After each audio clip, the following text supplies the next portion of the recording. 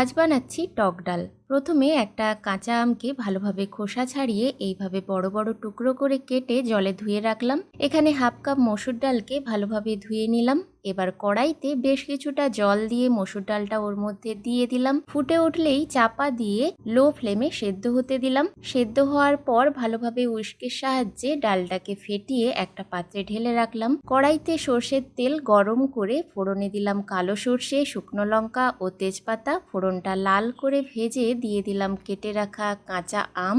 এবার medium to high ফ্লেমে আমটা কিছুক্ষণ ভেজে নিয়ে সেদ্ধ করে রাখা মসুর ডালটা দিয়ে দিলাম। ওর মধ্যে দিলাম দুটো কাঁচা লঙ্কা, পরিমাণ মতো হলুদ গুঁড়ো, স্বাদ মতো লবণ ও চিনি। যেহেতু মসুর ডাল একটু পাতলা খাওয়া হয় তাই আরও কিছুটা গরম জল দিয়ে দিলাম। এবার হাই ফ্লেমে 2-3 মিনিট ফুটিয়ে নামিয়ে নিলেই তৈরি টক ডাল। এই গরমে মুখের স্বাদ ফেরাতে ভাতের সাথে এই ডাল জাস্ট অপূর্ব লাগে।